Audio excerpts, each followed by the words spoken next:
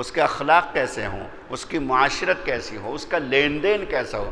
لین دین کا معاملہ یہ ہے، کتنے لوگ ایسے ہیں جو ہم سے یہ شکایت کرتے ہیں کہ مولانا میں کیا بتاؤں کہ میرا لین دین، جو بزنس مین ہے ان کی بات میں کر رہا ہوں، میرا لین دین غیر مسلموں کے ساتھ ہے، ان کا لین دین بالکل صاف ہے، مسلمانوں کے ساتھ ہے تو وہ گڑبڑ کرتے ہیں۔ تم میں بھی ایسے ہوں گے، تم میں بھی۔ 3-4 روز پہلے ہمارے ایک متعلق کا فون آیا تو انہوں نے بتایا کہ ایک ایڈوکیٹ صاحب ہیں، وکیل صاحب ہیں، وہ مجھ سے یوں کہہ رہے تھے کہ صاحب اگر دیکھا جائے تو پوری قوم کو جو برباد کیا ہے مدرسوں نے کیا ہے، علماء نے کیا ہے۔ کتنا سخت جملہ ہے۔ پوری قوم کو جو برباد کیا ہے، بربادی کی ذمہ داری علماء کی ہے، بربادی کی ذمہ داری مدرسوں کی ہے۔ اگر یہ علماء نہ ہوتے، یہ مدرسے نہ ہوتے تو مسلمان ترقی کرتا۔ کیا عجیب سا فلسفہ پیش کیا۔ السلام علیکم ورحمۃ اللہ وبرکاتہ۔ ناظرین، اگر آپ ہمارے چینل میں نئے ہیں تو ہمارا چینل یس سر چینل کو سبسکرائب کریں اور بیل آئیکن کو دبائیں تاکہ نئے ویڈیو اپلوڈ ہوتے ہی آپ تک نوٹیفیکیشن کے ذریعے پہنچ سکے۔ جزاک اللہ۔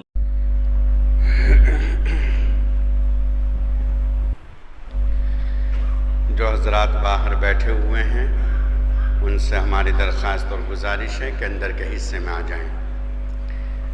جو حضرات باہر بیٹھے ہوئے ہیں، جو کمیٹی کے حضرات ہیں، ان کی تو ذمہ داریاں ہیں، باقی جو دیگر حضرات ہیں تو ان سے درخواست ہے کہ وہ اندر کے حصے میں آ کر کے تشریف رکھیں۔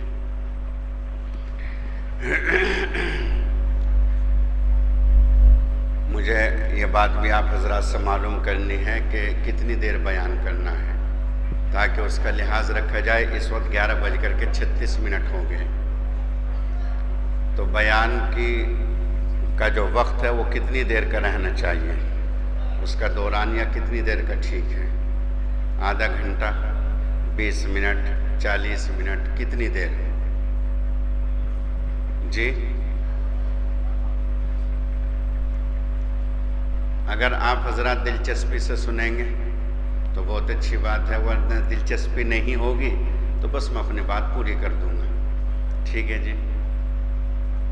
ہمارے جو یس چینل والے ہیں، اللہ ان کو جزائے خیر دے، یہ خیر کے کام میں ماشاءاللہ اتنے بڑھ رہے ہیں کہ اچھے بیانات اپنے چینل کے ذریعے لوگوں تک پہنچاتے ہیں، یوٹیوب پر ڈالتے ہیں۔ ان کے حق میں بھی دعا کریں، اللہ تعالیٰ ان کے چینل کو ترقیات سے بھی نوازے اور اللہ تعالیٰ ان کی عمر میں بھی برکت فرمائے، ان کی صلاحیت میں برکت فرمائے، اور جو یہ دینی کاموں کو، دینی باتوں کو نشر کر رہے ہیں، اللہ تعالیٰ اس کا بہترین صلہ، بہترین بدلہ ان کی نسلوں میں منتقل فرمائے۔ کوئی بھی خیر کا کام کیا جائے تو جو بھی خیر کا کام کرے اس کے حق میں ہمیشہ دعا ہی کرنی چاہیے اور اس کا تعاون اور اس کی مدد کرنی چاہیے، اپنے مشوروں سے، اپنی دعاؤں سے، جس طریقے سے بھی ہو سکے۔ بسم اللہ الرحمن الرحیم۔ الحمد للہ وکفی وسلام علی عبادہ الذین اصطفی، اما بعد فاعوذ باللہ من الشیطان الرجیم۔ بسم اللہ الرحمن الرحیم۔ ام حسبتم ان تدخلوا الجنة ولما یأتکم مثل الذین خلوا من قبلکم مستهم البأساء والضراء وزلزلوا حتى يقول الرسول والذين آمنوا معه متى نصر الله ألا إن نصر الله قريب۔ وقال عز وجل في آية أخرى ومن أعرض عن ذكري فإن له معيشة ضنكا ونحشره يوم القيامة أعمى۔ صدق اللہ العلی العظیم۔ معزز سامعین، حضرات گرامی، میرے پیارے نوجوان ساتھیوں، قرآن کریم کی 2 آیتیں میں نے 2 جگہوں سے تلاوت کی، جس میں ایک آیت کا تعلق تو موجودہ حالات سے ہیں، جو حالات اس وقت چل رہے ہیں مسلمانوں کے اوپر، اور جگہ جگہ مسلمانوں کے ساتھ جو زیادتیاں اور پریشانیاں ان کو لاحق ہو رہی ہیں اس کے تعلق سے ہیں، اور دوسری جو آیت ہے اس میں اللہ رب العزت نے خاص قسم کی ہدایت اور خاص قسم کی رہنمائی فرمائی اپنے بندوں کی اور پوری امت مسلمہ کی۔ پہلی جو آیت ہے اس کا جو تعلق ہے وہ غزوہ احد سے ہے۔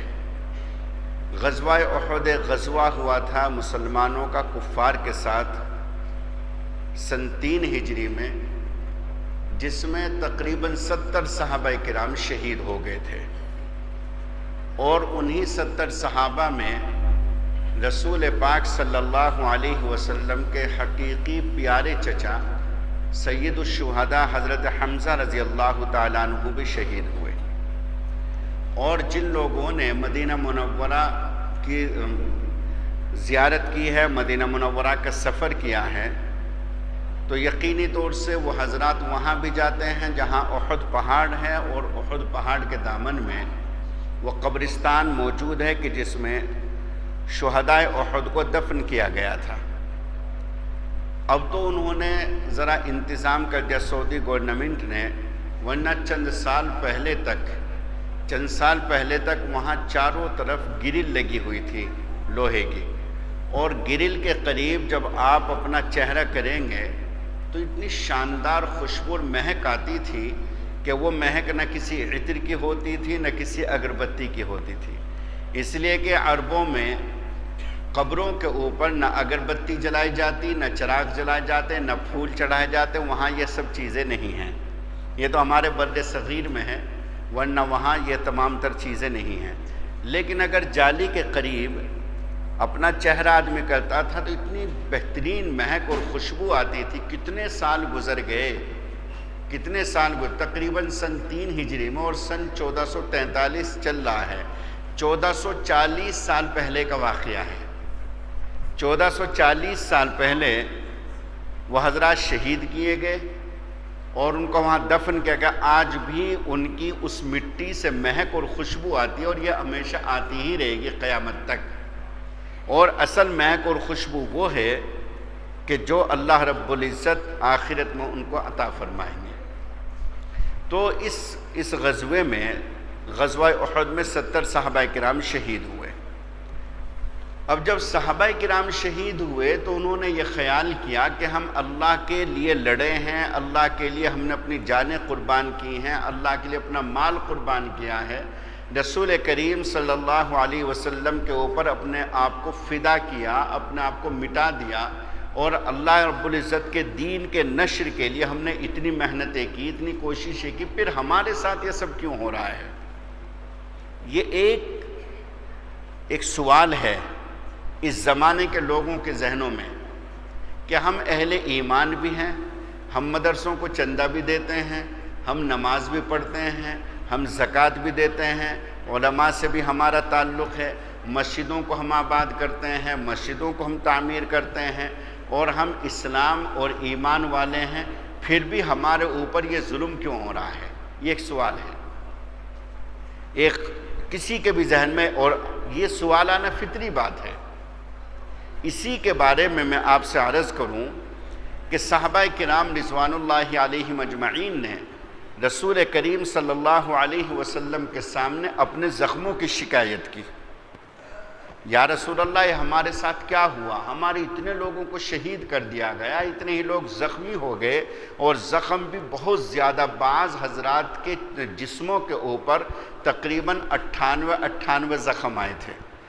جسم کا کوئی حصہ ایسا نہیں تھا جہاں تیر یا تلوار کا یا نیزے کا زخم نہ ہو۔ اس قدر زخم، پورا جسم چھلنی کر دیا گیا، پورے جسم کے اندر زخم اتنے زیادہ کہ پورے جسم لہو لہان ہو گیا۔ اتنا زیادہ زخم صحابہ کرام کو پہنچا اور شہید ہو گئے حضرات صحابہ کرام رضوان اللہ علیہم اجمعین۔ اس موقع پر اللہ رب العزت نے یہ آیت نازل فرمائی۔ اللہ تعالیٰ فرماتے ہیں، کیا تم نے گمان کر لیا کہ تم ایسے ہی جنت میں داخل ہو جاؤ گے؟ ام حسبتم ان تدخلوا الجنہ، کیا تم نے یہ گمان کر لیا کہ تم ایسے ہی جنت میں داخل ہو جاؤ گے، حالانکہ تمہارے اوپر ولما یاتکم، حالانکہ تمہارے اوپر ایسے حالات نہیں آئے جو تم سے پہلے لوگوں کے اوپر حالات آئے تھے۔ پہلے لوگ باوجود اس کے کہ اہل ایمان تھے، اپنے نبی کو تسلیم بھی کرتے تھے، اپنا نبی کو مانتے تھے بھی، اللہ کو بھی مانتے تھے، اللہ کی شریعت کو مانتے تھے، اس کے باوجود ان کے اوپر ایسے حالات آئے کہ ان کو بیچ سے کاٹ دیا گیا، ان کو کاٹ دیا گیا، ایک پیر ادھر اور ایک پیر ادھر کر کے، اور دونوں پیروں کو 2 اونٹوں میں باندھ کر کے ایک اونٹ کو ادھر چلا دیا گیا، ایک اونٹ کو ادھر چلا دیا گیا، ٹکڑے ٹکڑے ہو گئے جسم کے، بہت برے طریقے سے ان حضرات کو ذبح کیا گیا۔ تو قرآن نے اس کو کہا ہے ام حسبتم ان تدخلوا الجنہ ولما یاتکم مثل الذین خلوا من قبلکم، جو تم سے پہلی امتیں، تم سے پہلے لوگ گزرے ہیں، ان کے اوپر کیسے سخت حالات آئے، ابھی تو ایسے حالات تمہارے اوپر آئے ہی نہیں۔ مستہم البأساء والضراء، اس وقت کا جو معاملہ ہے، اس وقت کا مسلمانوں کی پراپرٹیاں بھی تباہ کی جا رہی ہیں، ان کے دکانوں کو، ان کے مکانوں کو بلڈوزر سے ختم کیا جا رہا ہے، اور اس کے ساتھ ساتھ انہی پر مقدمہ بھی ہو رہا ہے، اسی کے ساتھ ساتھ انہی پر چڑھائی بھی ہو رہی ہے، اور وہ اہل ایمان ہیں، وہ بیچارے روزے بھی رکھ رہے ہیں، رمضان کا مہینہ چل رہا ہے، تراویح بھی پڑھ رہے ہیں، جس کے ذمہ زکوٰۃ ہے وہ زکوٰۃ بھی دے رہا ہے، اور 11 مہینوں کی بنسبت اس مہینے میں وہ اللہ کی طرف زیادہ رجوع کر رہے ہیں، اس کے باوجود ایسے حالات ان کے اوپر آ رہے ہیں۔ تو قرآن نے اسی کو کہا مستہم البأساء والضراء، ان کے اوپر مصیبتوں کے پہاڑ توڑ دیے گئے۔ بأساء اور ضرہ، ان دونوں میں فرق یہ ہے کہ ایک مصیبت تو وہ ہے جو آسمانی ہے، بیماری کی شکل میں، تنگ دستی کی شکل میں، غربت اور افلاس کی شکل میں، کاروبار نہ چلنے کی شکل میں، اور ایک مصیبت وہ ہے جو بندوں کی طرف سے آ رہی ہے کہ مسلمانوں کی دکانوں کو، ان کے مکانوں کو، ان کے کاروبار کو تباہ و برباد کر دیا جائے۔ تو قرآن نے اسی کو کہا مستہم البأساء والضراء وزلزلوا، اور اس قدر وہ پریشان ہو گئے جب دونوں طرف سے مصیبتیں آئی، آسمانی مصیبتیں آئی، لوگوں کی طرف سے مصیبتیں آئیں، کہ ان کے جو قدم تھے وہ لڑکھڑا گئے، قدم ان کے لڑکھڑا گئے، وزلزلوا، ان کے قدم لڑکھڑا گئے، اور دل ان کا بے چین ہو گیا، حتیٰ یقول الرسول والذین آمنوا معہ، یہاں تک کہ رسول کہنے لگا، اور وہ لوگ کہنے لگے کہ جنہوں نے رسول کو تسلیم کیا تھا، اس کی رسالت کا اقرار کیا تھا، اس کے اوپر ایمان لائے تھے، وہ حضرات بھی کہنے لگے متی نصر اللہ، آخر اللہ کی مدد آئے گی کب؟ جب ہم مٹ جائیں گے کیا اللہ کی مدد تب آئے گی؟ جب ہم بالکل ختم ہو جائیں گے کیا اللہ کی مدد تب آئے گی؟ ہم لوگوں کا حال دوستو یہی ہے۔ اور ایک بات، ایک فرق میں آپ کو سمجھاتا ہوں، وہ سمجھنے کی ضرورت ہے۔ وہ حضرات تو وہ تھے جو بالکل سچے تھے، مخلص تھے، نفاق کا کوئی مطلب نہیں، بالکل سچے اور مخلص، اللہ کے لیے، رسول کے لیے مٹنے والے، ساری چیزوں پر عمل کرنے والے۔ اب میں اپنا جائزہ لوں، آپ اپنا جائزہ لیں کہ ہماری زندگیوں میں 100% اسلام کس کی زندگی میں ہے؟ 100%۔ اس سے نیچے اتروں 80% کس کی زندگی میں ہے؟ اس سے نیچے اتروں 50% کس کی زندگی میں ہے؟ اس سے نیچے اتروں تو 30% کس کی زندگی میں ہے؟ اگر ایک آدمی نماز پڑھتا ہے تو روزہ نہیں رکھتا، روزہ رکھتا ہے تو نماز نہیں پڑھتا، دونوں کام کرتا ہے تو زکوٰۃ نہیں دیتا، زکوٰۃ دیتا ہے تو حرام کماتا ہے، حرام سے اگر بچتا ہے تو پھر اس صورت میں کنجوسی کرتا ہے، دوسروں پر ظلم کرتا ہے، زیادتی کرتا ہے۔ کتنے گناہ ایسے ہیں، بدکاری میں ملوث ہے، نماز بھی چل رہی ہے، زناکاری بھی چل رہی ہے، نماز بھی چل رہی ہے، کتنے گناہ ایسے ہیں۔ میں کسی کو ٹارگیٹ نہیں بنا رہا ہوں، کسی کو نشانہ نہیں بنا رہا ہوں، لیکن آپ دیکھیے، میں اپنے آپ کو دیکھوں، آپ اپنے آپ کو دیکھیے کہ 100% تو چھوڑ دیجئے، اگر ہم اپنی زندگیوں کا جائزہ لیں دوستو، تو سچی بات یہ ہے کہ 20 سے 25% بھی شاید ہمارے اندر دین نہیں ہے، جو دین کے تقاضے ہیں، جو دین کے احکام ہیں، جو شریعت ہم سے تقاضا کرتی ہے کہ ایک صاحب ایمان کو، ایک مسلمان کو کس طرح رہنا چاہیے، اس کا لباس کیسا ہو، اس کی وضاقتہ کیسی ہو، اس کا رہن سہن کیسا ہو، اس کا کمانا کیسا ہو، اس کا کھانا کیسا ہو، اس کے اخلاق کیسے ہوں، اس کی معاشرت کیسی ہو، اس کا لین دین کیسا ہو۔ لین دین کا معاملہ یہ ہے، کتنے لوگ ایسے ہیں جو ہم سے یہ شکایت کرتے ہیں کہ مولانا میں کیا بتاؤں کہ میرا لین دین، جو بزنس مین ہے ان کی بات میں کر رہا ہوں، میرا لین دین غیر مسلموں کے ساتھ ہے، ان کا لین دین بالکل صاف ہے، مسلمانوں کے ساتھ ہے تو وہ گڑبڑ کرتے ہیں۔ تم میں بھی ایسے ہوں گے جنہیں یہ شکایت ہوگی کہ مسلمانوں کے ساتھ ہم لین دین کرتے ہیں تو معاملہ خراب ہوتا ہے، غیر مسلموں کے ساتھ لین دین کرتے ہیں تو ان کا لین دین صاف ستھرا ہے۔ جو تعلیم اسلام کی تھی وہ غیروں نے اپنائی، جو تقاضا اسلام کا تھا وہ دوسروں نے اپنا لیا۔ تو آپ اندازہ کیجئے کہ کتنی کمزوریاں، کتنی خامیاں ہیں، اور پھر یوں کہیں ہم یوں کہیں متی نصر اللہ، آخر اللہ کی مدد آئے گی کب؟ ان کے لیے تو زیب تھا یہ کہنا، کیوں؟ اس لیے کہ وہ 100% اپنے آپ کو اسلام کے سانچے میں ڈھالے ہوئے تھے، مکمل 100%۔ ان کی زبان بھی سچی، ان کے وعدے بھی سچے، ان کا عمل بھی سچا، ان کا ہر بات ان کی سچی، تمام تر چیزیں سچی ہونے کے باوجود اللہ کی راہ میں لڑ رہے ہیں، اللہ کے دین کو سربلند اور مضبوط کرنے کے لیے لڑ رہے ہیں، رسول کا ساتھ دے رہے ہیں، اللہ کے دین کا ساتھ دے رہے ہیں۔ ہم لوگوں کا حال تو یہ ہے کہ اگر ایسے حالات آ جائیں تو سچی بات ہے، میں نے پہلے بھی بتایا تھا، 80% چھوڑو 90% بھی مسلمان نہیں رہیں گے۔ اپنے کاروبار کو، اپنی جان کو، اپنے تمام تر چیزوں کو بچانے کے لیے ایمان کا سودا کر لیں گے، ایمان کا سودا کر لیں گے۔ کتنے لوگ ایسے ہیں جو ایمان سے پھر جائیں گے، ارتداد کا شکار ہو جائیں گے۔ تو قرآن کریم نے جو جملہ کہا متی نصر اللہ، آخر اللہ کی مدد کب آئے گی، دوستو بہت ہی ادب کے ساتھ، ایک بھائی ہونے کے ناطے اور ایک باپ ہونے کے ناطے اور ایک بیٹا ہونے کے ناطے، چونکہ ہر عمر کے لوگ یہاں موجود ہیں، ان تمام کے نسبت سے میں آپ سے ایک بات عرض کرتا ہوں کہ سب سے پہلی چیز، حالات ایسے بنتے جا رہے ہیں کہ محسوس یہ ہوتا ہے کہ شاید حالات اور بگڑیں گے، اور کس کے ساتھ کہاں کیا حادثہ پیش آ جائے کچھ نہیں کہہ سکتے۔ صرف آپ کا نام اسلام الدین ہونا چاہیے، ساجد ہونا چاہیے، خالد ہونا چاہیے، آپ کا نام محمد یوسف ہونا چاہیے، آپ کے دوسرے نام اسلامی ہونے چاہیے، بس انہیں اس سے کوئی لینا دینا نہیں کہ آپ نماز بھی پڑھتے ہیں یا نہیں، آپ روزہ بھی رکھتے ہیں یا نہیں، آپ کے اندر دین کتنا نہیں، اس سے کوئی مطلب نہیں، بس لیبل نام کا مسلمان ہونا چاہیے، بس اس کے علاوہ کچھ نہیں۔ تو حالات ایسے ہیں دوستو کہ کب کس کے ساتھ کہاں کیا حادثہ پیش آ جائے کچھ نہیں کہہ سکتے۔ ایسے موقع پر سب سے بنیادی چیز آپ سمجھ لیجئے، سب سے بنیادی چیز ہے کہ ہمارا ایمان سلامت رہے۔ بہت ہی ہاتھ جوڑ کر کے یہ میں تمہیں درخواست اور گزارش کرتا ہوں کہ ایمان کم از کم ایمان بچا لیا جائے، اور ایمان بچ گیا تو دوسرے جو اعمال ہیں ان کا تو اللہ رب العزت معاف کر دے یا اللہ تعالیٰ حساب لے لے، وہ اللہ کی مرضی کی بات ہے۔ لیکن دوستو اگر ایمان نہ بچا تو اس صورت میں اعمال کوئی کام نہیں آئیں گے۔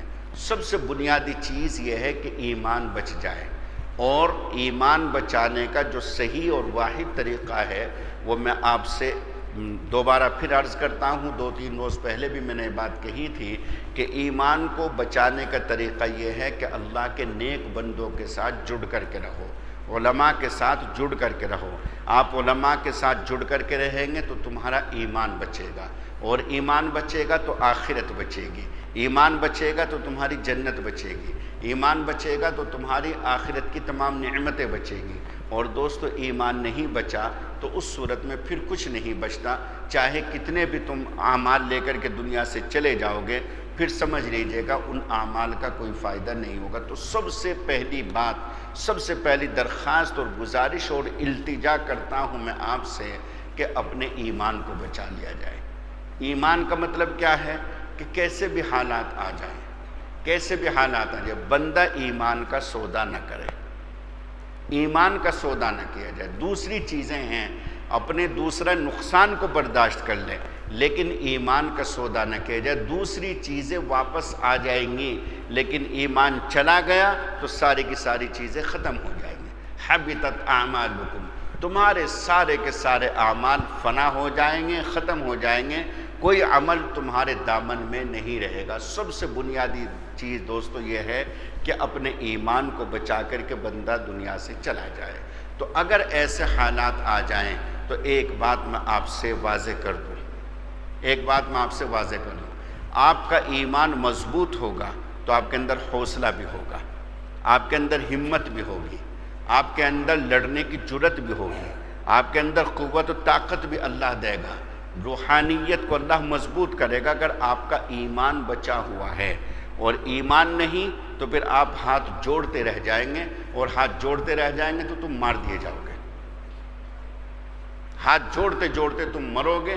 اور اس طریقے سے تو ایک درخواست میں آپ سے کرتا ہوں کہ جو ملک ہے ہمارا ہندوستان، اس ملک میں آج بھی اکثریت ان لوگوں کی ہے جو امن پسند ہے، جو امن کے ساتھ رہنا چاہتے ہیں، صحیح طریقے سے کاروبار اپنا مسلمانوں کے ساتھ کرنا چاہتے ہیں، اور ایک امن و شانتی کا وہ پیغام بھی دیتے ہیں، امن و شانتی کے ساتھ رہنا چاہتے ہیں۔ چند مٹھی بھر لوگ ایسے ہیں کہ جو ملک کی فضا کو خراب کرتے ہیں، اور وہ کون لوگ ہیں، کس طرح کے لوگ ہیں، آپ مجھ سے زیادہ جانتے ہیں۔ میں تو یہ بات عرض کروں گا کہ حدیث میں آتا ہے کہ جو آدمی اپنی جان، اپنی عزت، اپنا ایمان، اپنا کاروبار، اپنا مال، اپنی دکان بچانے میں مر جائے تو اللہ تعالیٰ اس کو شہادت کا مرتبہ عطا فرماتے ہیں۔ اللہ تعالیٰ اس کو شہادت کا مقام اور شہادت کا مرتبہ عطا فرمائیں گے۔ کس کو؟ کہ جو اپنی جان، اپنی عزت و آبرو، اپنے گھر والوں کی جان، اپنا کاروبار، اپنا مال، اپنی دکان، اپنا گھر بچانے کی حفاظت میں اگر اس کو قتل کر دیا گیا، اس کو مار دیا گیا تو شہادت کا درجہ ملے گا۔ اور ایک بات کہوں میں آپ سے کہ اگر مثال کے طور سے آپ نے اپنے ایمان کا سودا کر بھی لیا اور آپ کی جان بچ گئی تو موت اللہ کے قبضے میں ہے، موت اللہ کے رب کے قبضے میں ہے۔ تم نے ایمان کا سودا کیا اور ایمان کے بدلے تمہاری جان بچ گئی، تم 2 قدم چلو گے، اٹیک آیا، تم مر گئے۔ اٹیک آ کر کے آدمی کا انتقال ہو گیا، کچھ پتہ نہیں۔ سعودی عرب سے ایک نوجوان لڑکا چلا، 10 سال تک سعودی عرب میں رہا، اور 10 سال وہاں کما کر کے یہ کہہ کر کے چلا اپنے دوستوں سے کہ اب جاؤں گا، پہلے مکان بناؤں گا، شادی کروں گا، بس جتنا وقت لگانا تھا ایک ہی مرتبہ لگا لیا، جتنا پیسہ کمانا تھا کما لیا، اب عیش کی اور سکون کی زندگی بسر کروں گا۔ یہ کہہ کر کے چلا اپنے دوستوں کو، ایئرپورٹ پہنچا ریاض، اور وہاں پہنچ کر کے امیگریشن وغیرہ کی جو کاغذی کارروائی ہوتی ہے وہ کی، اپنا لگیج کرایا، سامان وغیرہ ڈالا، اس کے بعد بورڈنگ پاس لیا۔ بورڈنگ پاس لے کر کے کاؤنٹر سے ہٹ کر کے 2 قدم چلا تھا کہ گرا اور انتقال ہو گیا۔ نوجوان بچہ۔ تو اگر مثال کے طور سے ایک آدمی نے ہاتھ جوڑ کر کے اور اپنے ایمان کا سودا کر بھی لیا تو یہ کیا گارنٹی ہے کہ تو ایک دن یا ایک رات زندہ بھی رہے گا؟ یہ کیا گارنٹی ہے کہ تو گھر صحیح سالم بھی چلا جائے گا؟ یہ کیا گارنٹی ہے کہ جن لوگوں کے ساتھ تو نے ایمان کا سودا کیا وہ تجھے بخش بھی دیں گے، وہ تجھے چھوڑ بھی دیں گے؟ یہ کیا ذمہ ہے اور یہ کیا گارنٹی ہے؟ کوئی گارنٹی نہیں ہے دوستو۔ تو اس لیے ہمیشہ آدمی اپنے آپ کو ایسا بنا کر کے رکھے کہ اس سے لوگوں کو نفع ہو، لوگوں کو فائدہ ہو، چاہے وہ مسلم ہو چاہے غیر مسلم ہو، چاہے وہ مسلم ہو چاہے غیر مسلم۔ ہمارے مدرسے میں جو اسکول ہمارا چلتا ہے، اسی طریقے سے جو ہمارا مالی ہے اور ہمارا اسی طریقے سے جو صفائی وفائی کا کام ہوتا ہے تو اس میں غیر مسلم ہیں اور بڑے سکون کے ساتھ رہتے ہیں۔ حتیٰ کہ جس وقت فسادات چل رہے تھے، 2013 کی بات ہے، ہمارے ہاں زبردست دنگے ہوئے تھے، اس موقع پر بھی وہ دونوں آتے رہے۔ انہیں یقین تھا اس بات کا کہ ہمارے جو مالک ہیں جہاں ہم کام کر رہے ہیں وہ امن پسند ہیں، وہ اچھے لوگ ہیں، ہمارے ساتھ کسی قسم کا کوئی دھوکہ نہیں ہوگا۔ مدرسے میں آ رہے ہیں اور کئی سو طلبہ مدرسے میں موجود ہیں، ہاسٹل میں، اور ہزاروں طلبہ موجود ہیں جو لوکل کے آتے ہیں۔ 1000 بچوں کے درمیان ایک غیر مسلم مالی آتا ہے، صبح سے شام تک رہتا ہے، اپنا کام کر کے چلا جاتا ہے، اسے کوئی خطرہ ہی نہیں۔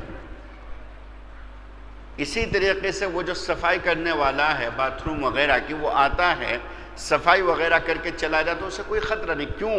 اس لیے کہ اسے پتہ ہے کہ یہ مدرسے والے ہیں، اور مدرسے والے امن پسند ہوتے ہیں اور امن پسندی کی ہی تلقین و تعلیم کرتے ہیں. لیکن دوستو، امن پسند کا مطلب یہ نہیں ہے کہ آدمی بالکل بزدل بن کر کے بیٹھے. امن پسند کا مطلب نہیں، اپنے ایمان کو، اپنی جان کو بچانے کے لیے، اپنے کاروبار کو، اپنی عزت و آبرو کو بچانے کے لیے اگر اسے قتل کر دیا گیا تو یاد رکھیے اللہ کی بارگاہ میں وہ باعزت بنا کر کے اٹھایا جائے گا. اللہ کے دربار میں اس کو شہادت کا مقام اور شہادت کا درجہ ملے گا. وہ شہید ہے رسول پاک صلی اللہ علیہ وسلم کی روایت کے مطابق، ان کی حدیث کے مطابق. تو اس لیے سب سے پہلی بات، سب سے بنیادی چیز میری درخواست اور گزارش ہے کہ اپنے ایمان کو سلامت رکھیں. ایمان کا سودا کسی بھی حال میں نہ کیا جائے، سب سے پہلی بات. دوسری بات کہ آدمی سب سے پہلے ایمان کو بچا کر کے پھر یہ دیکھے کہ میرے اندر دین کتنا ہے، میرا لین دین کیسا ہے، میرے معاملات کیسے ہیں، میرے اخلاق کیسے ہیں. حال یہ ہے لوگوں کا کہ پڑوسی سے پڑوسی پریشان، بلکہ اگر میں اس سے آگے کہوں کہ بھائی سے بھائی پریشان. بعض بھائی ایسے ظالم ہوتے ہیں کہ چھوٹے بھائیوں کو پریشان کر دیں یا چھوٹا بڑے کو پریشان کرتا ہے. پریشان ہے، بھائی بھائی سے پریشان ہے. کتنے لوگ ایسے ہیں دنیا میں کہ ایک بھائی صحیح رہنا چاہتا ہے، دوسرا بھائی اس کو اتنا تنگ کرتا ہے کہ اللہ کے پناہ وہ عاجز آ جاتا ہے. اللہ میں کیا کروں، میں صحیح رہنا چاہتا ہوں، میرا بھائی مجھے پریشان کرتا ہے، سگا بھائی پریشان کرتا ہے. ایسے حالات ہیں. تو آدمی کو کبھی بھی صبر کا دامن نہیں چھوڑنا چاہیے. اور ایمان سب سے بنیادی چیز. اور اس کے بعد جو دوسری چیز میں نے عرض کی کہ جہاں تک ہو سکے دینداری اختیار کی جائے، اس خیال سے کہ نہ جانے کس راہ پر، کس روڈ پر، کس راستے پر ہمارے ساتھ نہ جانے کیا حادثہ پیش آ جائے اور کس کے ساتھ کیا واقعہ پیش آ جائے. آپ لوگ روزانہ موبائلوں میں دیکھتے ہیں ایسے حادثات. اور دوستو حال یہ ہے کہ کسی کو مارا جا رہا ہے، گزرنے والے گزر رہے ہیں، کسی کو احساس تک نہیں ہوتا کہ تم موبائل میں ویڈیو بنا رہے ہو، کم از کم اس اللہ کے بندے کی جان بچا دو. انسانیت کا بالکل جنازہ نکل چکا، ایسی فنا ہو چکی انسانیت کہ درد نہیں ہوتا، احساس نہیں ہوتا. کاش اگر اس کی جگہ جس کی ویڈیو بنا رہا ہے اس کا اپنا بیٹا ہو تو اس کے دل پر کیا گزرے گی، کیا ہوگا. پرسوں 3 روز پہلی بات ہے، میرٹھ کا واقعہ ہے. محمد ساجد نام کا ایک نوجوان بچہ 21 سال کا، وہ ظہر کی عصر کی نماز پڑھ کر کے اپنے گھر جا رہا تھا. سگے چچاؤں نے، حقیقی چچا ہیں 3 سگے چچا حقیقی، بالکل مین روڈ پر، پورا روڈ چل رہا ہے، ڈبل روڈ ہے، ادھر سے بھی روڈ چل رہا ہے جس روڈ پر اس کو پکڑ کر کے قتل کیا گیا، اور دوسرا جو روڈ ہے وہ بھی چل رہا ہے. ویڈیو میں صاف نظر آ رہا ہے. اس کو پکڑا، 2 نے اس کو پکڑا اور ایک نے اس کے اوپر چاقو کے اتنے وار کیے کہ اس نے اسی جگہ دم توڑ دیا. اور کسی کو یہ زحمت نہیں ہوئی کہ روک کر کے پوچھ لے بھئی تم کر کیا رہے ہو، احساس تک نہیں. سگے چچا اپنے بھتیجے کو قتل کرنے کس بات پر؟ صرف 100 گز کا ایک پلاٹ تھا، 1000 اسکوائر فٹ کا، 1000 اسکوائر فٹ کا ایک پلاٹ تھا، ایک جگہ تھی. اس جگہ کے اوپر 3 چچاؤں نے اپنے سگے بھتیجے کو قتل کر دیا. مرنے والا بھی مسلمان، مارنے والے بھی مسلمان. شکوہ کس سے کیا جائے؟ غیروں سے کیا شکایت، غیروں سے کیا شکوہ؟ جب دشمن اپنے ہی موجود ہوں تو غیروں سے کیا شکایت کی جائے؟ تو اس لیے دوستو یہ سوچ کر کے کہ پتہ نہیں میرے ساتھ کیا ہو جائے، کب کس جگہ میرے ساتھ کوئی حادثہ پیش آ جائے، آدمی اپنی زندگی کو جہاں تک بھی ہو سکے نفع بخش بنائے. اور نفع بخش کا مطلب یہ ہے کہ مجھ سے دوسرے لوگوں کو فائدہ کیسے پہنچے. خیر الناس من ینفع الناس، بہترین انسان وہ ہے جو لوگوں کو نفع پہنچائے، لوگوں کو فائدہ پہنچائے. ایک بات تو مجھے عرض کرنی تھی، باقی اس سے زیادہ کھل کر کے بات کرنا مناسب بھی نہیں ہے. جو بات مجھے عرض کرنی تھی وہ میں نے آپ حضرات کے سامنے پیش کر دی کہ اپنے ایمان کو بچا کر کے رکھا جائے، ورنہ تو دوسری جو چیزیں ہیں وہ بعد کی چیزیں ہیں، جہاں تک ہو سکے بندہ دینداری اختیار کرے۔ ایک بات تو مجھے عرض کرنی تھی۔ دوسری بات یہ ہے کہ قرآن کریم میں اللہ رب العزت نے ایک چیز کا ذکر فرمایا۔ اللہ فرماتے ہیں وَمَنْ أَعْرَضَ عَنْ ذِكْرِي فَإِنَّ لَهُ مَعِيشَةً ضَنْكًا، کہ جو بھی آدمی میرے ذکر سے، یعنی کہ قرآن سے، ذکر سے مراد قرآن کریم ہے، جو آدمی میرے ذکر سے یعنی کہ قرآن کریم سے چہرہ پھیر لے گا، یعنی کہ اس سے دور ہوگا، فَإِنَّ لَهُ مَعِيشَةً ضَنْكًا، تو اس کی جو معیشت ہے، یعنی کہ اس کی جو کمائی ہے، اس کا جو کاروبار ہے، اللہ فرماتا ہم اس میں تنگی کر دیں گے۔ تنگی کا مطلب سمجھ لیجئے دوستو، تنگی کا مطلب یہ نہیں ہے کہ پیسہ نہیں آئے گا، پیسہ تو آئے گا لیکن وہ کسی کام کا نہیں ہوگا، یعنی کہ اللہ تعالیٰ اس کی برکت نکال لیں گے۔ بہت سارے لوگ ایسے ہیں جو یہ شکایت کرتے ہیں کہ جی پیسہ آتا بہت ہے، ہم کماتے بہت ہیں، لیکن پیسہ ہمارے پاس رکتا نہیں۔ بعض اللہ کے بندے ایسے کماتے کم ہیں، لیکن وہ ایک جگہ سے دوسری جگہ خرید لیتے ہیں، دوسری سے تیسری، کاروبار بڑھاتے چلے جاتے ہیں۔ بعض اللہ کے بندے ایسے بھی ہیں، اور بعض اللہ کے بندے ایسے کہ پیسہ آتا بہت ہے لیکن وہ پیسہ ہاتھ میں نہیں رکتا، وہ برباد ہو جاتا ہے۔ تو قرآن کریم نے کہا فَإِنَّ لَهُ مَعِيشَةً ضَنْكًا، کہ دنیا میں اس کی جو کمائی ہوگی اس میں تنگی ہوگی۔ وَنَحْشُرُهُ يَوْمَ الْقِيَامَةِ أَعْمَىٰ، اور کل قیامت کے روز جب ہم اس کو قبر سے اٹھائیں گے تو اس کو اندھا بنا کر کے اٹھائیں گے، وہ نابینا ہوگا، اس کو نظر نہیں آئے گا۔ اب وہ جب اللہ تعالیٰ اس کو اندھا بنا کر کے اٹھائیں گے، قال رب لم حشرتنی اعمیٰ، اب وہ یوں کہے گا اے میرے رب، اے میرے اللہ، آپ نے مجھے اندھا بنا کر کے کیوں اٹھایا؟ لم حشرتنی اعمیٰ وقد کنت بصیرا، دنیا میں تو میں دیکھنے والا تھا، دنیا میں تو آپ نے مجھے روشنی عطا فرمائی تھی، آنکھوں کی بینائی عطا فرمائی تھی، لیکن آج مجھے جو آپ نے اٹھایا تو اندھا بنا کر کے اٹھایا۔ اللہ تعالیٰ فرمائیں گے قال کذالک اتتک آیاتنا فنسیتها، ہمارا قرآن اور ہمارے قرآن کی آیتیں تمہارے پاس آئی تھیں، لیکن تم نے ان آیتوں کو فراموش کر دیا تھا، ان آیتوں کو تو نے بھلا دیا تھا، ان آیتوں کا تو نے خیال نہیں رکھا تھا۔ وَكَذَلِكَ الْيَوْمَ تُنْسَىٰ، جس طرح تو نے میری آیتوں کو بھلا دیا تھا، آج اسی طریقے سے ہم تمہیں فراموش کر رہے ہیں، تمہیں بھلایا جا رہا ہے۔ دوستو اس آیت کا ترجمہ سنا کر کے مجھے ایک بات عرض کرنی ہے۔ دیکھو ایک بات سمجھ لو، یہ بھی درخواست کے طور سے کہتا ہوں، آپ کے فائدے کے لیے کہہ رہا ہوں کہ آپ اگر مثال کے طور سے مساجد کے ساتھ، مدرسوں کے ساتھ، حافظوں کے ساتھ، قرآن کریم کے ساتھ زیادہ تعلق نہیں رکھتے تو کم از کم اتنا درجہ ہے کہ اپنی زبان کو قابو میں رکھیں، اپنی زبان کو قابو میں رکھیں۔ بعض تم میں ایسے ہوں گے کہ جو ایسی مجلسوں میں بیٹھتے ہوں گے، تم نہیں کرتے اس کام کو، لیکن میں کہہ رہا ہوں کہ ایسی مجلسوں میں بیٹھتے ہوں گے۔ 3-4 روز پہلے ہمارے ایک متعلق کا فون آیا تو انہوں نے بتایا کہ ایک ایڈوکیٹ صاحب ہیں، وکیل صاحب ہیں، وہ مجھ سے یوں کہہ رہے تھے کہ صاحب اگر دیکھا جائے تو پوری قوم کو جو برباد کیا ہے مدرسوں نے کیا ہے، علماء نے کیا ہے۔ کتنا سخت جملہ ہے، پوری قوم کو جو برباد کیا ہے، بربادی کی ذمہ داری علماء کی ہے، بربادی کی ذمہ داری مدرسوں کی ہے۔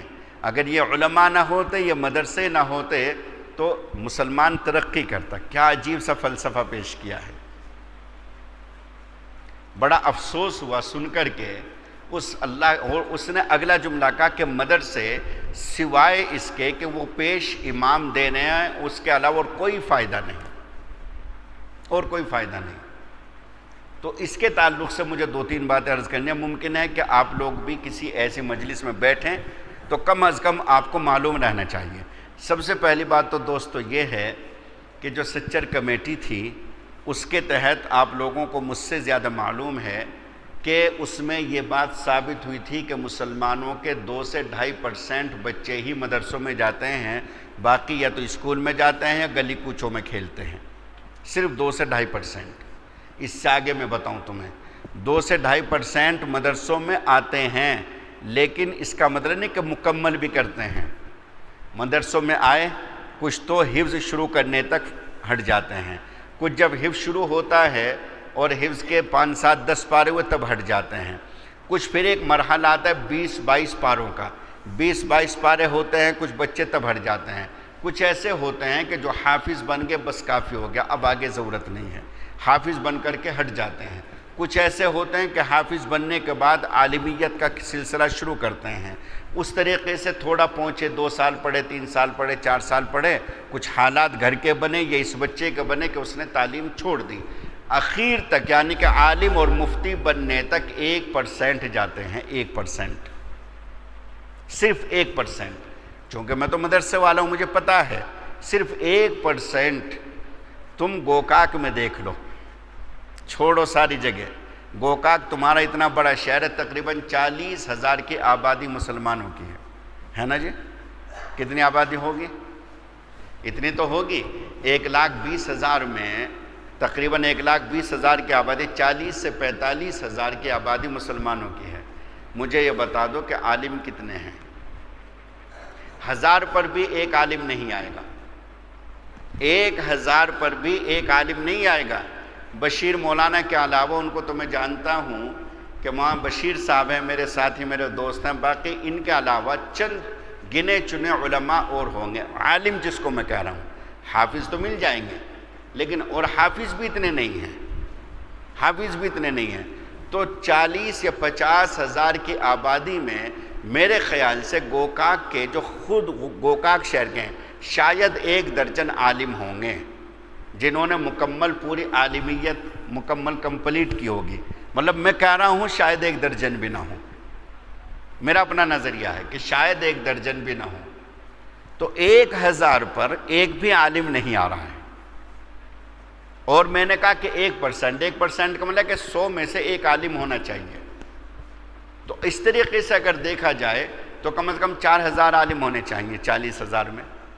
نہیں ہونے چاہیے، 4,000 عالم ہونے چاہیے، 400 عالم ہونے چاہیے، لیکن عالم یہاں 40 بھی نہیں، تو جب تمہارے شہر کا یہ حال ہے تو دوسرے شہر کا بھی تو یہی حال ہوگا، دوسری بستیوں کا بھی یہی حال ہوگا، دوسرے قصبوں کا بھی تو یہی حال ہوگا، لیکن میں مانتا ہوں کہ 1% مسلم بچے کمپلیٹ کر کے مدرسوں سے نکلتے ہیں، وہ 99% بچے کہاں گئے؟ کہاں گئے 99% بچے؟ اس کی ذمہ داری کس کی ہے؟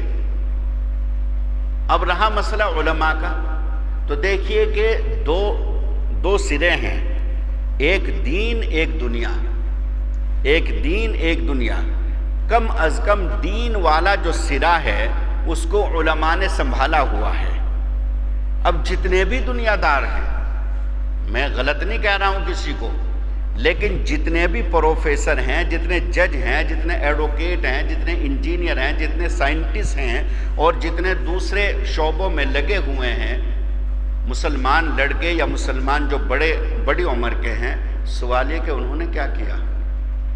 کیا کیا انہوں نے؟ میرا سوال ہے سب سے، اور یہ آن لائن چل رہا ہے اس لیے بھی سوال ہے کہ انہوں نے کیا کیا؟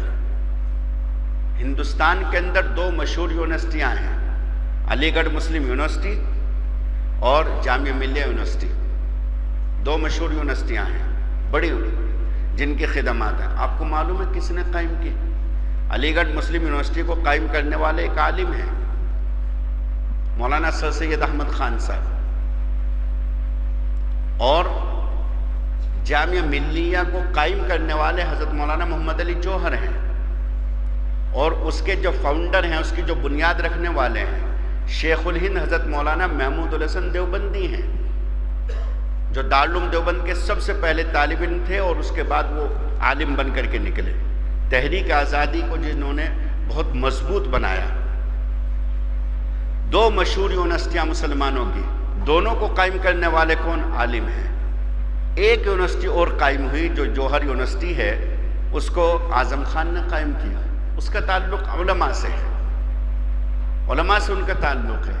ایک اور ہیں اقبال صاحب ہیں سہارنپور میں، انہوں نے بھی ایک یونیورسٹی قائم کی، ان کا بھی تعلق علماء کے ساتھ بڑا گہرا ہے، علماء کی سرپرستی میں انہوں نے کام کیا۔ سوال یہ ہے کہ جتنی بڑی بڑی تنخواہیں لینے والے کہ کسی کی پینشن آ رہی ہے 70,000، کسی کی پینشن آ رہی ہے 80,000، کسی کی پینشن آ رہی ہے 1,00,000، کسی کی پینشن زیادہ، کسی کی تنخواہ 2-2.5 لاکھ روپے۔ سوال یہ ہے کہ انہوں نے کیا کیا قوم و ملت کے لیے، کیا کیا قوم و ملت کے لیے ان لوگوں نے، علاوہ اس کے کہ ایک مکان تھا تو ایک مکان سے دوسرا مکان بنا لیا، دوسرے مکان سے تیسرا مکان بنا لیا، اور اس سے زیادہ یہ کریں گے کہ اپنے بچوں کو ہائی لیول کا پڑھا دیں گے، ہائی ایجوکیٹ ان کو بنا دیں گے۔ یہی تو ہوتا ہے کہ میرے بیٹے 3 ہیں ماشاءاللہ، ایک بنگلور میں، ایک پونا میں، ایک ممبئی میں ہے، شمار کرائیں گے، ایک مکان ماشاءاللہ یہاں ہے، پونا میں بھی ہے اور بنگلور میں بھی ہے، ایک ممبئی میں بھی ہے، ایک شاپ یہاں، ایک ارے وہ صحیح ہے، وہ تیرا ہے۔ سوال یہ کہ تو نے قوم و ملت کے لیے کیا کیا؟ وہ تو تیرا اپنا ہے، تیرے اپنے بچے پلیں گے اس سے، تیرے اپنے بچوں کا، تیری نسل کا فائدہ ہوگا۔ سوال یہ کہ تو نے قوم کے لیے کیا کیا؟ تو نے اپنی قوم کو اوپر لانے کی کون سی کوششیں کی؟ علاوہ اس کے کہ تو نے رمضان شریف میں 5,000، 10,000، 20,000، 40,000، 1,00,000، 1.5 کی رسید بنوالی مدرسے والوں کی، یہ یتیموں کی، ضرورت مندوں کی۔ اس کے علاوہ یہ بتا کہ تو نے قوم و ملت کے لیے کون سا ایسی بنیاد ڈالی کہ جس سے کہ قوم کے بچے پڑھ کر کے نکلیں اور وہ قوم و ملت کی خدمت کریں، ایسے کون سا کام تو نے کیا؟ دوستو، زیادہ طبقہ وہی ہے جو دنیا دار ہے۔ یہ تو ہوا ان لوگوں کا جو ایجوکیٹ لوگ ہیں۔ اب اس سے آگے بزنس مین لے لو۔ اگر آپ بزنس مین کی بات کریں تو شہر گوکاک کا بھی مجھے پتا ہے کہ کون کتنے کروڑ کا مالک ہے، اور اپنے مظفر نگر کا بھی پتا ہے۔ ایک آدمی میرے پاس آیا، آپ کو حیرانی ہوگی، اس کے کپڑے بالکل میلے کچیلے، سردی کی بات ہے، اس نے ایسے مفلر ایک ہوتا ہے ایسے لپیٹا ہوا تھا، ایک ٹوپا پہنے ہوئے تھے۔ وہ میرے پاس آئے، کچھ بات تھی، کچھ معاملہ تھا، خیر وہ ہوا۔ اس کے بعد میں نے ان کے پاس مفتی عابد صاحب کو بھیجا اور ہمارے ایک بھائی ہیں ان کو بھیجا، ان دونوں کو بھیجا۔ تو اس نے مفتی صاحب کے لیے سردی کا زمانہ تھا، جو چائے منگوائی، تو چائے منگوائی اور دوسری 3 چائے منگوائی، ایک اپنے لیے، 2 مہمانوں کے لیے، اور صرف 3 بسکٹ منگوائے، گن کر کے 3 بسکٹ، پیکٹ نہیں، صرف بسکٹ، ایک بسکٹ ایک چائے کے ساتھ۔ اور مجھے یہ بتایا مفتی صاحب نے، وہ جو ہمارے دوسرے بھائی تھے، انہوں نے بتایا کہ یہ آدمی کم از کم 100 کروڑ روپے کا مالک ہے، 100 کروڑ روپے کا مالک۔ BUMS کالج یا BMS کالج بڑے آرام سے 5 کروڑ میں بن جاتا ہے، بڑے آرام سے 5 کروڑ میں بن جاتا ہے۔ آپ حضرات پڑھے لکھے بیٹھے ہیں یہاں پر، 5 کروڑ روپے میں بن جائے گا، اور ہائی لیول کا بنانا ہے تو 6 کروڑ، 7 کروڑ، 10 کروڑ۔ بہترین ایک کالج زمین خرید کر کے 1 سے 1.5 کروڑ روپے میں بن جائے گا۔ تیرے پاس 100 کروڑ روپے موجود ہیں، 100 کروڑ کی مالیت ہے، زمین ہے، دکانیں ہیں، مارکیٹ ہیں، بینک بیلنس ہے۔ تو یہ بتا کہ تو نے کیا کیا اپنی قوم کے لیے، قوم کو اوپر لانے کے لیے، جس قوم سے تیرا رشتہ اور تیرا تعلق ہے، تو نے کون سی خدمت انجام دی؟ اور دوستو، یہ تو اس کی بات ہے، حقیقی بات یہ ہے کہ ایسے 100 کروڑ کے مالک مظفر نگر میں مسلمانوں میں نہ جانے کتنے مل جائیں گے، لیکن ان کو دیکھو تو ایسا محسوس ہوتا ہے جیسے کہ بیچارہ مستحق زکوٰۃ ہے، زکوٰۃ کا مستحق ہے یہ، اس کے کپڑے، اس کا رہن سہن، اس کا کھانا پینا، ایسا محسوس ہوتا ہے کہ بیچارہ زکوٰۃ کا مستحق ہے، اس کا حال یہ ہے۔ تو بزنس مین، سوال یہ ہے کہ بزنس مین نے بجائے اس کے، آپ خوب جانتے ہیں، بزنس مین بجائے اس کے کہ قوم کی خدمت کرتا، بزنس مین کو تم دیکھو، اگر اس کا ایک شو روم ہے تو وہ فکر کرتا ہے کہ میرا دوسرا شو روم کہاں بنے، جگہ خرید کر کے رکھتا ہے، پیسوں کا انتظام کرتا ہے، لون نکالتا ہے، اور اس کے بعد میں دوسرا شو روم شروع کرتا ہے، تیسرا شروع کرتا ہے۔ ایک فیکٹری ہے بزنس مین کی، اب وہ اس کی تو فکر کرے گا کہ میری دوسری فیکٹری کیسی ہو، تیسری کہاں ہو، دوسرا پلانٹ میں کہاں لگاؤں، تیسرا کس شہر میں لگاؤں، اس کی فکر ہوگی۔ اگر کوئی کسی کا ٹرانسپورٹ ہے، اس کے یہاں 25 گاڑیاں ہیں تو اسے فکر ہوگی 30 گاڑیاں کیسے بنے، 35 کیسے بنے، 40 کیسے بنے۔ آپ لوگ دیکھیں اس چیز کو۔ تو جو نوکری جاب کرنے والے لوگ ہیں ان کا حال تو یہ ہے کہ علاوہ اس کے کہ انہوں نے اپنے بچوں کو ہائی لیول کا بنا دیا اور ہائی ایجوکیٹ ان کو کر کے اور باہر دوسری جگہ بھیج دیا۔ اور ایک بات اور نصیحت کے طور سے کہتا ہوں میں، جتنے یہاں بیٹھے ہوئے ہیں، اچھی طرح میری یہ بات ذہن نشین کر لینا کہ سارے بچوں کو بہت قابل نہ بناؤ، سارے بچوں کو تجربے کی روشنی میں کہہ رہا ہوں، سارے بچوں کو بہت لائق فائق اور بہت قابل نہ بناؤ۔ کیوں؟ اس لیے کہ وہ قابل بنیں گے اور قابل بن کر کے پھر تمہیں چھوڑ کر کے چلے جائیں گے۔ کوئی کینیڈا میں رہے گا، کوئی امریکہ میں رہے گا، کوئی ساؤتھ افریقہ میں رہے گا، کوئی لندن میں رہے گا، اور جب تم بڑھاپے کی عمر کو پہنچو گے تمہاری خدمت کے لیے کوئی نہ کوئی نوکر رہے گا، نہ بیٹا رہے گا، نہ بیٹی رہے گی، نہ پوتے رہیں گے، نہ پوتی، یعنی کوئی نہیں رہے گا۔ اور ایسے واقعات ہیں۔ ایک واقعہ پیش آیا مظفر نگر میں، ہماری تعلق میں ہے، وہ ماں بیمار ہوئی، ماں کی دیکھ بھال کرنے کے لیے کوئی نہیں، ایک بیٹی ہے وہ فورین میں ہے، دو بیٹے ہیں وہ فورین میں، ایک لندن میں ایک امریکہ میں۔ اب اس ماں کی دیکھ بھال اس کے دوستوں نے کی، جس میں ایک دو مسلم تھے ایک دو غیر مسلم تھے، دوستوں نے کی۔ اس کا انتقال ہو گیا۔ انتقال ہونے پر نہ اس کی لاش کے اوپر اس کا کوئی سا بیٹا ہے، نہ بیٹی ہے، نہ پوتا ہے، نہ پوتی ہے، کوئی نہیں گھر میں سے۔ اس کے دوستوں نے ہی اس کو اگنی دی اور اس کی چتا جلائی۔ کیوں؟ اس لیے کہ ان کا باپ ایک جاب کرتا تھا، مینیجر تھا، اس نے اپنے بچوں کو اتنا لائق فائق بنایا کہ اتنا لائق فائق بنایا کہ جنہیں اتنی فرصت نہ ہوئی کہ میں اپنے ماں باپ کو جا کر کے دیکھ لوں میری ماں کس حال میں ہے، میرا باپ کس حال میں ہے۔ تو دوستو، بچے اگر 4-5 ہیں تو ایک آدھ کو نالائق بنا کر کے چھوڑ دو تاکہ بڑھاپے میں تمہاری خدمت کرے۔ خدمت وہی کرتا ہے جو کم پڑھتا ہے، جو کم کیوں؟ اس لیے کہ اسے جاب نہیں ملتے، کہیں اسے جاب نہیں ملتی، نوکری نہیں ملتی، ملازمت نہیں ملتی، تو کیا کرے گا؟ وہ گھر پہ رہے گا، گھر پہ رہے گا تو ماں کی خدمت کرے گا، بوڑھے باپ کی خدمت کرے گا۔ لیکن اگر تمہارے ہاں 2 بیٹے ہیں اور تم نے دونوں کے دونوں بیٹوں کو بہت لائق فائق بنا دیا، یاد رکھیے گا کہ بڑھاپے میں وہ تمہارے کوئی کام نہیں آئے گا، اس لیے کہ وہ اپنی نوکری چھوڑ کر کے تمہارے لیے نہیں آئے گا۔ اس کے نزدیک تمہاری خدمت سے زیادہ اہم اس کی نوکری ہے، اس کی ملازمت ہے۔ میں قسم کھا کر کے کہتا ہوں، وہ نوکری کو لات مار کر کے نہیں آئے گا اپنی بوڑھی ماں کے لیے، وہ نوکری کو ختم کر کے نہیں آئے گا اپنے بوڑھے باپ کی خدمت کے لیے، بلکہ اس کے نزدیک سب کچھ سرمایہ نوکری ہے۔ کیوں؟ اس لیے کہ اس کے بچے ہو گئے، اب اسے اپنے بچوں کی لائف بنانی ہے۔ وہ نوکری چھوڑے گا تو بچوں کی لائف کیسے بنے گی؟ بچوں کو ہائی لیول کے اسکولوں میں، کالجوں میں، یونیورسٹیوں میں کیسے پڑھائے گا جب وہ نوکری چھوڑ دے گا؟ اس کے سامنے بوڑھے ماں باپ کی خدمت نہیں، اپنے بچوں کی لائف ہے۔ بوڑھے ماں باپ تو چلے گئے۔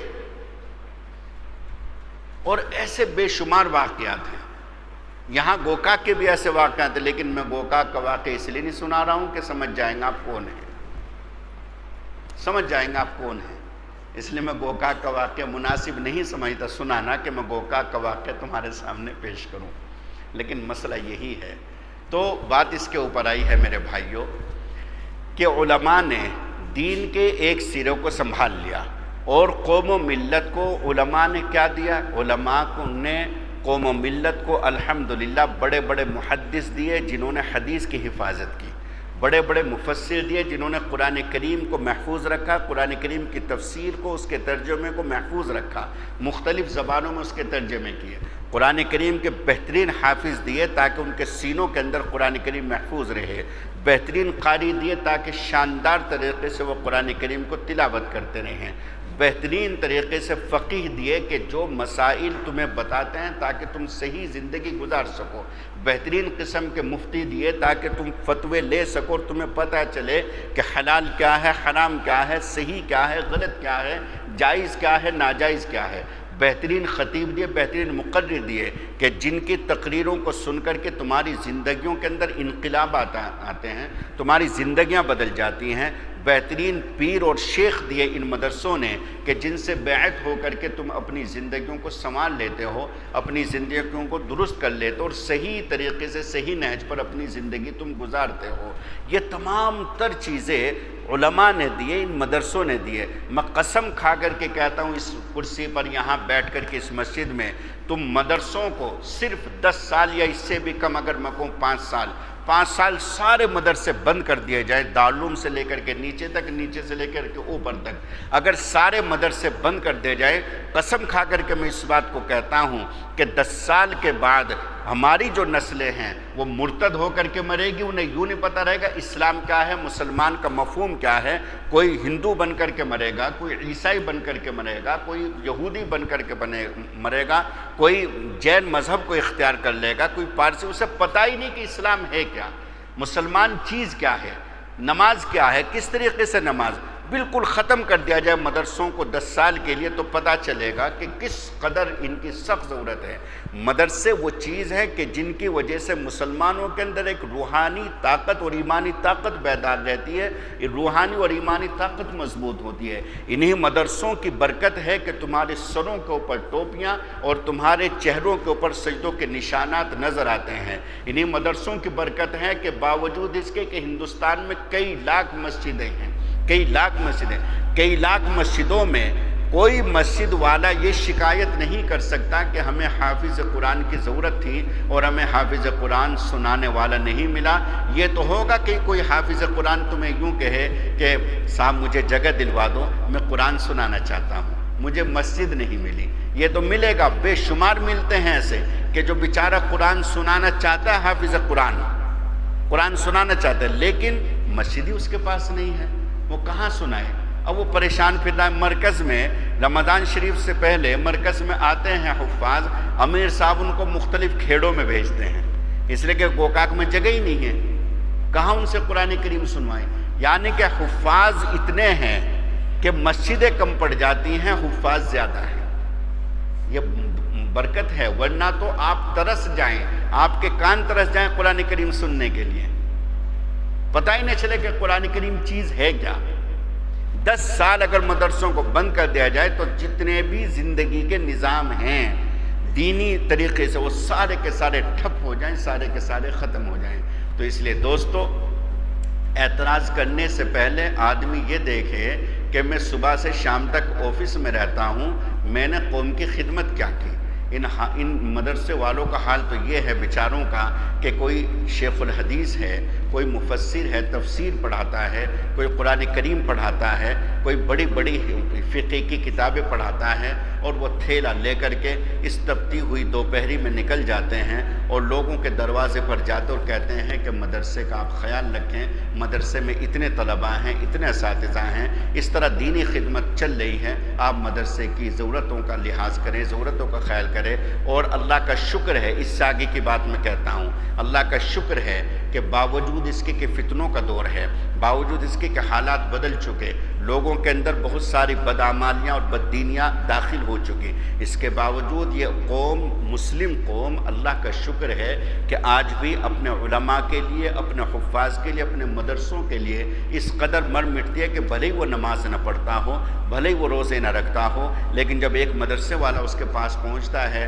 تو وہ اللہ کا بندہ کچھ نہ کچھ اس کو دے کر کے واپس کرتا ہے۔ وہ یہ خیال نہیں کرتا کہ میرا پیسہ وہ ہوگا، بلکہ وہ یہ سوچتا ہے کہ میں مدرسے کو دوں گا، اللہ آخرت میں میرا گھر بنائیں گے، میں مدرسے کو دوں گا، اللہ میری قبر کو ٹھنڈا کریں گے، میں مدرسے میں دوں گا تو اللہ تعالیٰ میری قبر کی تنگی کو دور کر کے فراخی پیدا کریں گے۔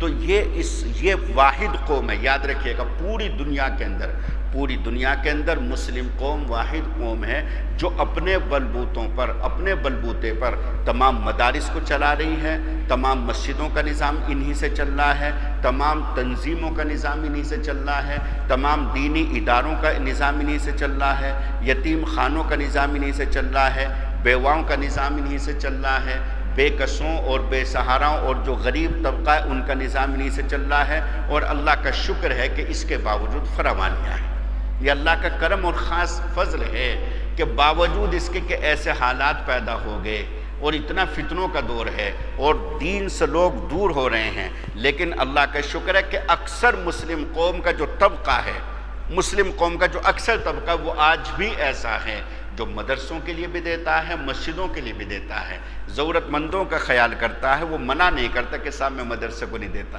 میں مسجد کو نہیں دیتا۔ ہاں، وہ یہ تو کہہ سکتا ہے کہ مولانا اس سال میری گنجائش ذرا کم ہے، 10,000 کے بجائے آپ 5,000 لے لیں، 5,000 کے بجائے آپ 2,000 لے لیں، یہ ہے کہ اس سال مجھے معذور رکھیں، انشاءاللہ میں اگلے سال کر دوں گا۔ لیکن وہ قطعی طور سے منع میں تو اکثر دیکھتا ہوں الحمدللہ ثم الحمدللہ کہ باوجود ان تمام تر چیزوں کے پھر بھی اللہ کے نیک بندے اللہ کی راہ میں خوب خرچ کرتے ہیں، اپنی حیثیت سے زیادہ کرتے ہیں۔ کتنے لوگ ایسے ان پر زکوٰۃ 1 لاکھ روپے بنی، وہ 2 لاکھ خرچ کر دیتے ہیں، 2.5 لاکھ خرچ کر دیتے ہیں، صرف اس لالچ میں کہ مجھے آخرت میں اس کا بدلہ ملے گا، مجھے آخرت میں اس کا عوض ملے گا۔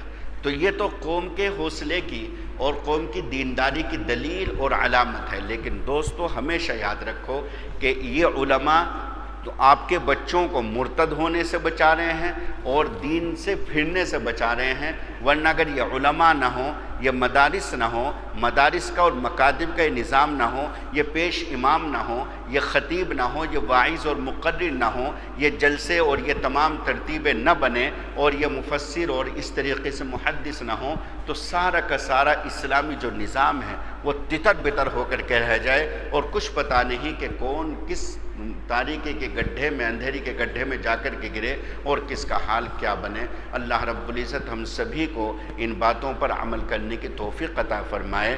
بس اتنی ہی بات مجھے عرض کرنی تھی۔ ان دونوں باتوں کو یاد رکھیں کہ حالات کیسے بھی آ جائیں، اپنے ایمان کو بچا کر کے لے جائیں دنیا سے، اپنے ایمان کو دنیا سے بچا کر کے لے جائیں۔ اور دوسری بات یہ کہ اپنی زبان کو قابو میں رکھیں، ان مدرسوں کو اپنے لیے سب سے بڑی نعمت سمجھیں۔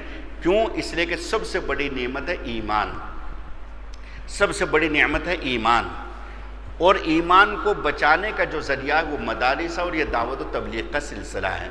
دونوں آپس میں مل کر کے محنتیں آپ لوگوں کے اوپر کر رہے ہیں۔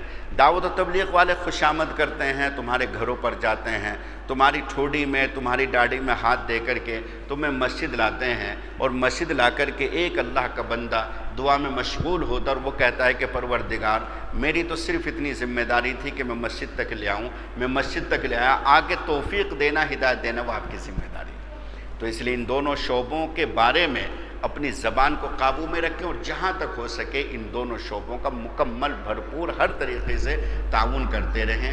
اللہ رب العزت عمل کرنے کی توفیق عطا فرمائے، آمین یا رب العالمین۔